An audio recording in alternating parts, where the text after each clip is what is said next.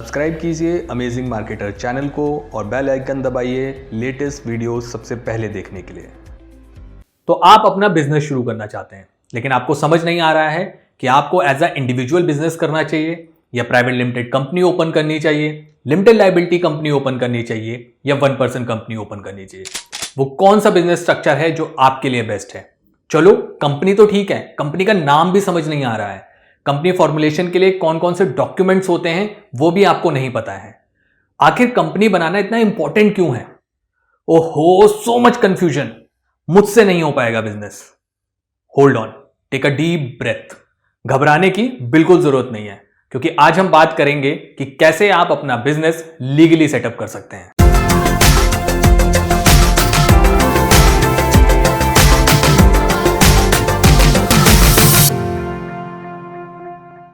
Hello Amazers, welcome to second module of Discover Amazon. Before moving ahead, make sure to subscribe this channel and bell icon को जरूर दबाएं, जिससे आने वाले किसी भी वीडियो को आप मिस ना करें।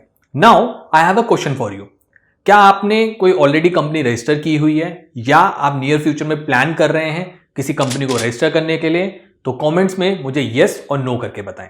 So without any further delay, let's get started. In this module हम बात करेंगे how you can set up legal business. And सबसे पहले बात करते हैं why is it important to set up a legal business. तो पहला पॉइंट है मैंडेटरी टू बाय प्रोडक्ट्स। हम सबको पता है कि अगर हमें कोई भी प्रोडक्ट रीसेल करना है तो उसके लिए वो प्रोडक्ट हमें किसी भी होलसेलर, मैन्युफैक्चरर या डिस्ट्रीब्यूटर से परचेज करना पड़ेगा। तो उसके लिए हमें एक लीगल बिजनेस या लीगल एंटिटी की जरूरत होती है। सेकेंड पॉइंट है टैक्स बेनिफिट्स।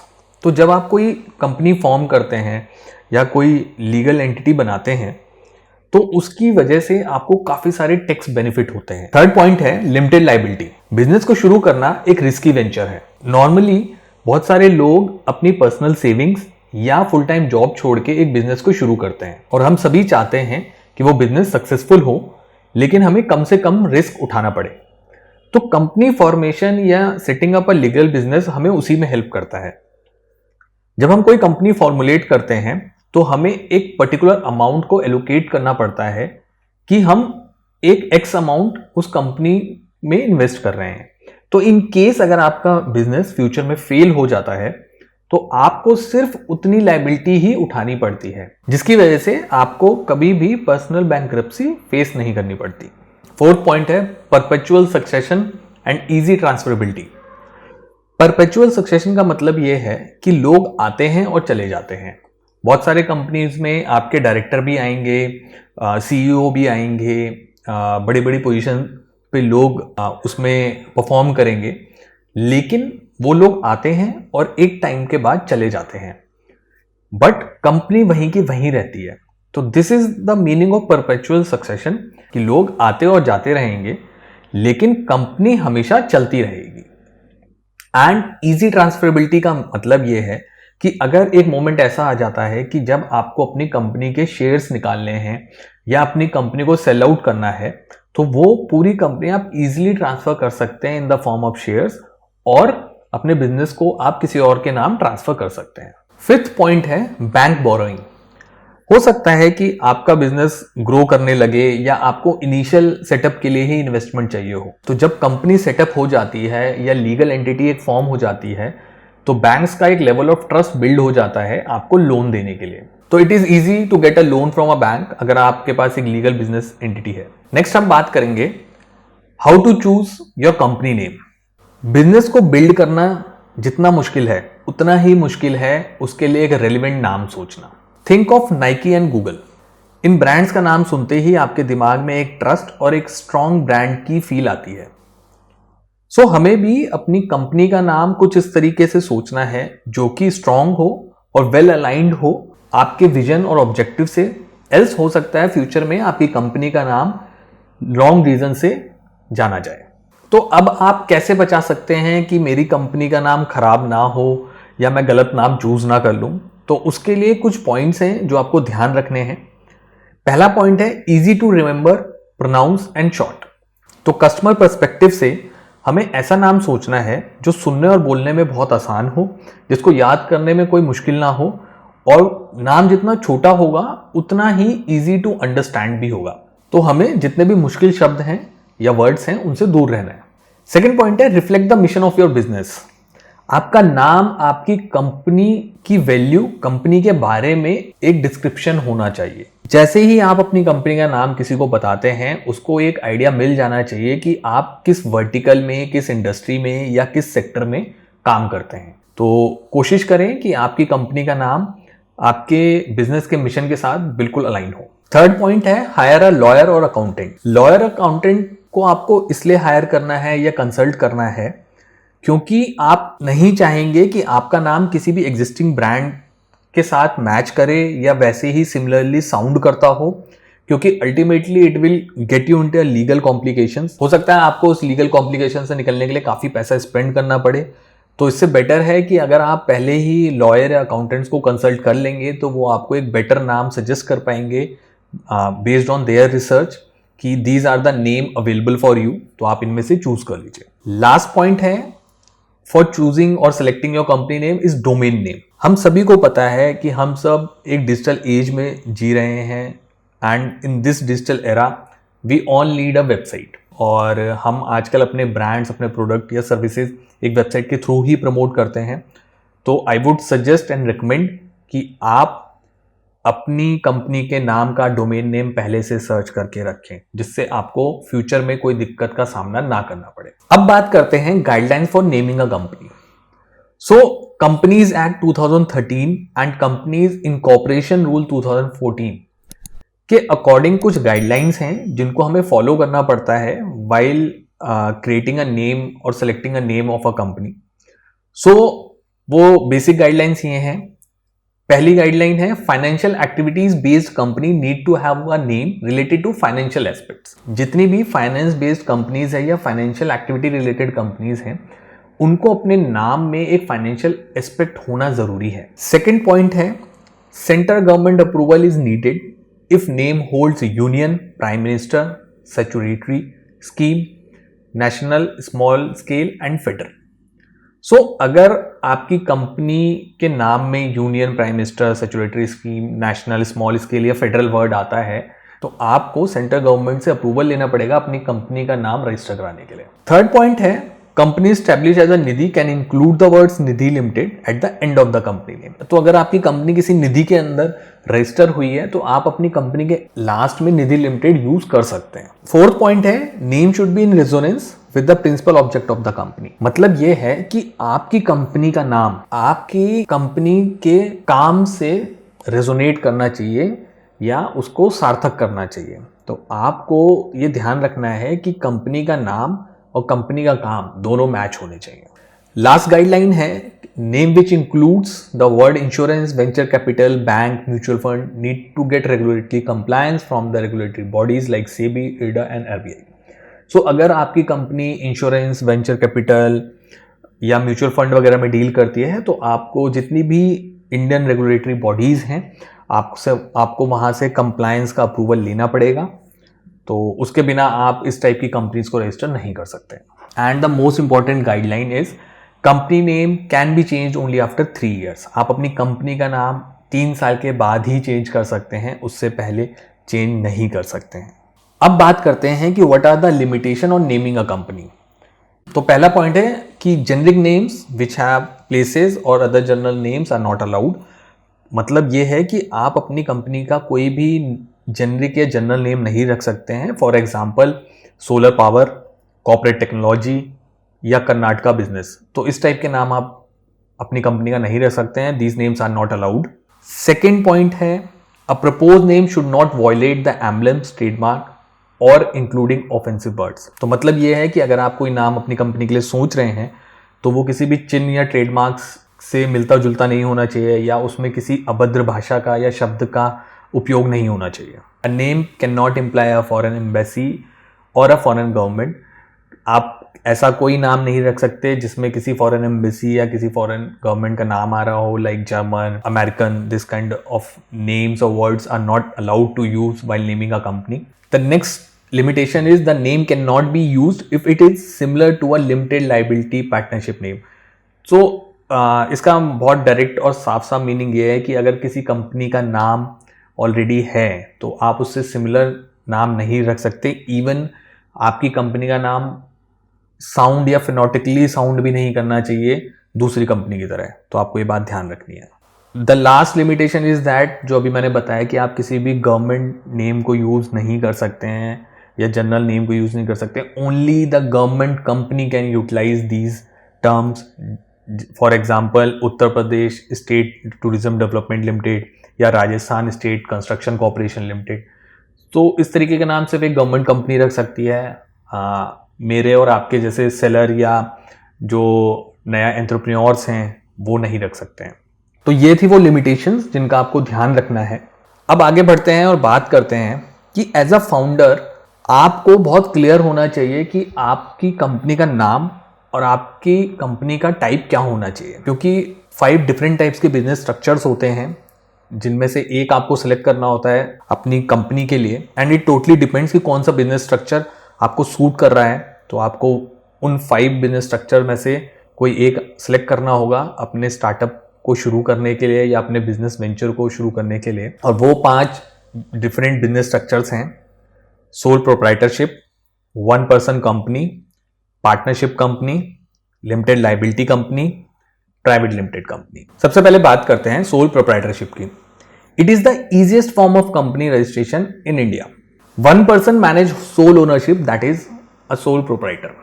मतलब ये कि ये सारे बिजनेस स्ट्रक्चर्स में से सबसे सिंपल बिजनेस स्ट्रक्चर है जिसमें सिर्फ होल सोल एक इंडिविजुअल ओनर होता है किसी बिजनेस का। तो अगर आप चाहते हैं कि जो बिजनेस आप क्रिएट कर रहे हैं या जो कंपनी आप बना रहे हैं उसका पूरा कंट्रोल आपके पास हो, तो this is the best option for you.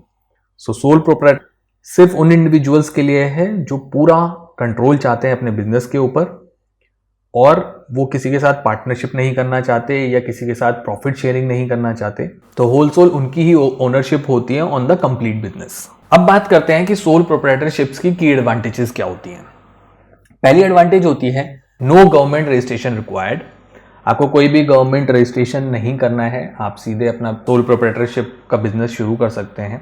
No compliance to be fulfilled, कोई भी कंप्लाइंस का कंपल्शन नहीं है कि आपको कोई भी रूल्स और रेगुलेशंस फॉलो करना है। नो गवर्नमेंट रेगुलेटरी पेपरवर्क, कोई भी पेपरवर्क नहीं करना है आपको इस टाइप के बिजनेस स्ट्रक्चर में। All profits earns are yours, जितना भी प्रॉफिट आप कमाएंगे वो पूरा आपका होगा, उसमें किसी की भी कोई शेयरिंग नहीं होगी। You do not require double taxation, आपको डबल टैक्स नहीं भरना पड़ेगा। डबल टैक्स से मतलब ये है कि आप जो दूसरे बिजनेस स्ट्रक्चर्स अभी जिनको हम आगे डिस्कस करेंगे, अगर आप उसमें देखेंगे तो आपको कंपनी का टैक्स अलग भरना पड़ता है और पर्सनल टैक्स अलग भरना पड़ता है। तो इस केस में आपको डबल टैक्सेशन चार्ज नहीं होगा, आपको सिंगल टैक्स देना होगा जो कि होलसेल आपकी इनकम पे होगा, एक इंडिविजुअल की इनकम पे होगा। लास्ट एडवांटेज है पे income tax returns only on your income, जो मैंने अभी बताया कि आपके ऊपर डबल टैक्सेशन नहीं है तो आपको सिंगल रिटर्न भरना है, सिंगल इनकम टैक्स पे करना है। तो दिस इज द अनदर की एडवांटेज ऑफ सोल प्रोप्राइटरशिप। अब बात करते हैं कि आपको सोल प्रोप्राइटरशिप कंपनी के रजिस्ट्रेशन के लिए कौन कौन से डॉक्यूमेंट्स की जरूरत है। तो पहला डॉक्यूमेंट है आधार कार्ड, दूसरा डॉक्यूमेंट है पैन कार्ड, तीसरा डॉक्यूमेंट है बैंक अकाउंट एंड जो लास्ट डॉक्यूमेंट आपको जरूरत पड़ेगी वो है रजिस्टर्ड ऑफिस प्रूफ, जिसमें आप अपने ऑफिस का रेंट एग्रीमेंट या इलेक्ट्रिसिटी बिल या वाटर बिल या किसी भी टाइप का यूटिलिटी बिल दिखा सकते हैं। जब आपके पास ये सारे डॉक्यूमेंट्स अवेलेबल हों, आप सिंपली किसी भी चार्टेड अकाउंटेंट से कंसल्ट करें for a registration certificate and you are good to go with your business. Next जो बिजनेस स्ट्रक्चर है वो है 1 person company, a company that has only 1 person as a sole director while retaining 100% of the company. ये एक नया type का business structure है जिसको इंडियन गवर्नमेंट ने 2013 में इंट्रोड्यूस किया था। एंड अब आप सोच रहे होंगे कि जब एक सिंगल पर्सन या 1 पर्सन एक कंपनी को रजिस्टर कर सकता है या इनकॉर्पोरेट कर सकता है तो वो सोल प्रोप्राइटरशिप क्यों ना करे, और 1 पर्सन कंपनी एक सोल प्रोप्राइटरशिप से कैसे डिफरेंट है। तो मैं आपको बेसिक्स क्लियर कर देता हूं इन दोनों कंपनीज के बीच में। 1 पर्सन कंपनी में सेपरेट एंटिटीज होते हैं, उसमें ओनर को और बिजनेस को 2 डिफरेंट एंटिटी ट्रीट किया जाता है। वेयर एज सोल प्रोप्राइटरशिप में एक सिंगल एंटिटी होती है, ओनर और बिजनेस को एक सिंगल पर्सन की तरह ट्रीट किया जाता है या सिंगल एंटिटी की तरह ट्रीट किया जाता है। वन पर्सन कंपनी का जो दूसरा फैक्टर डिफरेंट है वो ये है कि उसमें आप लिमिटेड लायबिलिटी होती है आपके ऊपर। तो अगर आप अपना बिजनेस जब वन पर्सन कंपनी के लिए शुरू करते हैं तो आपने जो इन्वेस्टमेंट दिखाई है उस कंपनी में, लेट सपोज आपने 10,000 रुपए या 1,00,000 रुपए की जो इन्वेस्टमेंट उस कंपनी को इस्टेब्लिश करने में या रजिस्टर करते वक्त दिखाई है, आप सिर्फ उसी के लिए जिम्मेदार हैं, आपकी लायबिलिटी उतनी ही है। इसकी वजह से आपको कोई पर्सनल लॉस इनकर नहीं होगा, जो कि सोल प्रोप्राइटरशिप में नहीं है। सोल प्रोप्राइटरशिप में आपको लॉस हो जाता है तो हो सकता है कि आपको पर्सनल बैंकरप्सी भी फेस करनी पड़े। वन पर्सन कंपनी और सोल प्रोप्राइटरशिप कंपनी का जो टैक्सेशन प्रोसेस है वो भी डिफरेंट है। OPC company, one person company जिसको हम कहते हैं, उसके केस में जो आपका टैक्सेशन है वो एक प्राइवेट कंपनी की तरह ट्रीट होगा, जबकि सोल प्रोप्राइटरशिप में जो आपका टैक्स है वो एक इंडिविजुअल के ऊपर जो टैक्स के नॉर्म्स लगते हैं, जो टैक्स के ब्रैकेट्स गवर्नमेंट ने डिफाइन किए हैं, उसके अकॉर्डिंग आपको टैक्स पे करना होगा। So these are the main difference between one person company and a sole proprietorship. अब बात करते हैं what are the key advantage of one person company. First key advantage है lesser compliance compare to a private limited company. तो one person जो company होती है वो register as a private company होती है, लेकिन इसके जो कंप्लायंसेस होते हैं, जो आपको रूल्स एंड रेगुलेशंस होते हैं, वो काफ़ी कम होते हैं रिलेटिवली अ प्राइवेट लिमिटेड कंपनी, जो कि हम आगे डिस्कस करेंगे। सेकंड पॉइंट है limited liability for directors.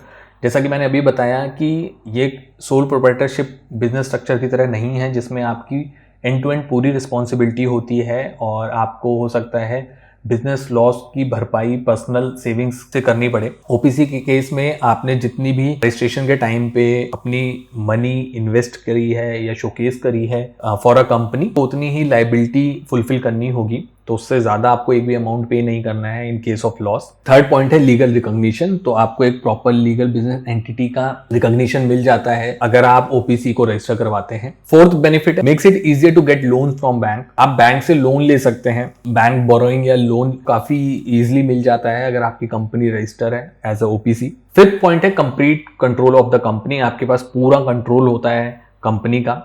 And last point है इजी टू मैनेज। बहुत आसान होता है इस कंपनी को मैनेज करना क्योंकि कंप्लाइंसेस कम है, लायबिलिटीज बहुत लिमिटेड हैं, so it is easy to manage one person company. अब बात करते हैं कि what are the documents required for registration of one person company.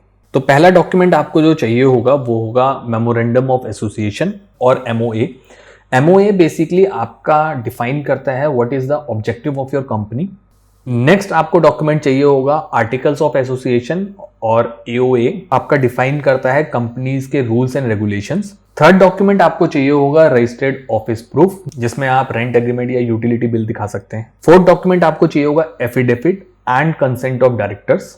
And fifth document चाहिए होगा आपको declaration that showcase all the compliances have been made. अब बात करते हैं थर्ड टाइप के बिजनेस स्ट्रक्चर की, जो की है पार्टनरशिप कंपनी। तो अगर आप डिसाइड कर चुके हैं कि आप एज अ इंडिविजुअल बिजनेस नहीं करना चाहते and you want to have 2 or more business partners, तो बेस्ट वे है partnership company. Partnership company it comprises of 2 or more people sharing the right to make business decision and in the net profits. इस company को formulate करने के लिए आपको कुछ नहीं, एक पार्टनरशिप डीड क्रिएट करनी पड़ती है between the partners. So all you need is a partnership deed which is an agreement between the partners. But partnership deed पे आप लिखेंगे क्या? तो उस पार्टनरशिप पे जो डिटेल्स हैं वो हैं, पहला name and address of all the partners, दूसरा name and address of the partnership firm, तीसरा starting date of the firm, चौथा कैपिटल ईच पार्टनर है इन्वेस्टेड, किस पार्टनर ने कितना पैसा इन्वेस्ट किया है उस बिजनेस में, profit share ratio among the partners, कितने कितने परसेंटेज के प्रॉफिट शेयर हैं। अगर मान लीजिए 2 पार्टनर्स हैं तो 50-50% हो सकता है, 60-40% हो सकता है, और अगर ज़्यादा पार्टनर्स हैं, मान लीजिए 4 पार्टनर्स है, 25-25 ईच हो सकता है। नेक्स्ट है कि सैलरीज या कमीशन कितना जाएगा किस पार्टनर को, राइट ऑफ ईच पार्टनर, किस पार्टनर का कितना राइट है कंपनी पे, duties and obligation of each partner, कौन सा पार्टनर क्या करेगा कंपनी में, कौन कौन सी जिम्मेदारियां निभाएगा। एंड उसमें कुछ और क्लॉज आप ऐड कर सकते हैं जिन पे सारे पार्टनर्स का कंसेंसस होना चाहिए। So other clauses can be added which are mutually agreed upon. Now let's talk about the key advantages of the partnership company. पहला है easy and convenient to form. बहुत ही आसानी से आप इस कंपनी को रजिस्टर कर सकते हैं, इस टाइप के बिजनेस स्ट्रक्चर को इस्टेब्लिश कर सकते हैं। Risk is shared between the partners, जितने भी पार्टनर्स हैं उनके बीच में रिस्क डिवाइड हो जाएगा, तो हो सकता है आपके ऊपर कम लोड आए अगर बिजनेस किसी भी हार्ड टाइम या लॉस से गुजर रहा है। No need to submit annual returns to MCA.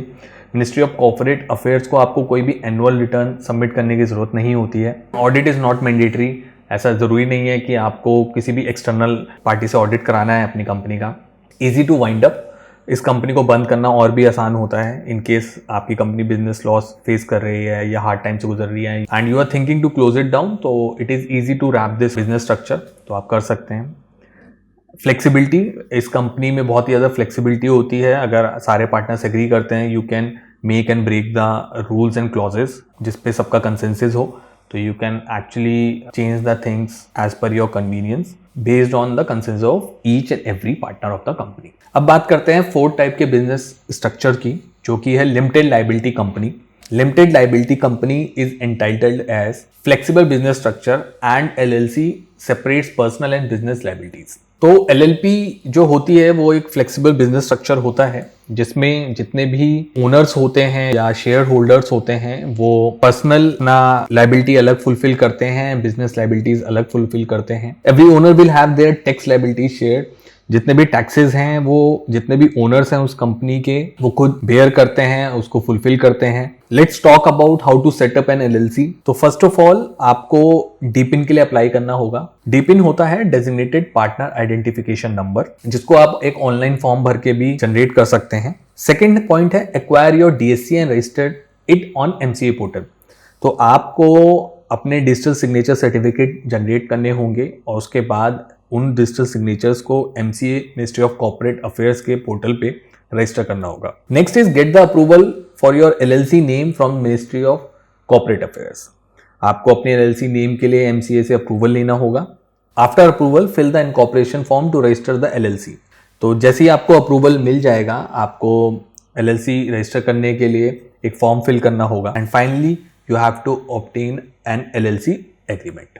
तो अब बात करते हैं what are the key advantages of LLC. Paper work is much lesser as compare to the other registration or business structure. LLC के केस में paper work बहुत कम होता है, safe from the liabilities like personal debts and legal hearings. तो उस case में भी एलएलसी के जितने भी मेंबर्स होते हैं वो लायबिलिटी से काफ़ी सेफ होते हैं। प्रोवाइड टैक्स फ्लेक्सिबिलिटी, अगर इनकम एक्सपेंडिचर या प्रॉफिट जो कि एक ओनर्स के टैक्स रिटर्न का पार्ट बन जाते हैं, इसलिए आपको फ्लेक्सिबिलिटी काफ़ी मिल जाती है टैक्स को फाइल करते वक्त। फ्लेक्सिबल प्रॉफिट शेयरिंग, आप बहुत ही फ्लेक्सिबल तरीके से अपने प्रॉफिट को शेयर कर सकते हैं among the other members of the organisation. Last business structure है, उसका नाम है private limited company, also known as LTD और limited. It is a type of company that has minimum 2 and a maximum 200 members. तो 2 से लेके 200 members तक हो सकते हैं इस कंपनी में। And this kind of company can not raise fund from the public. आप पब्लिक से किसी भी तरीके का फंड रेज नहीं कर सकते हैं टू रन दीज कंपनीज। अब बात करते हैं प्राइवेट लिमिटेड कंपनी को आप कैसे रजिस्टर कर सकते हैं। तो सबसे पहले आपको डिन नंबर ऑब्टेन करना पड़ेगा।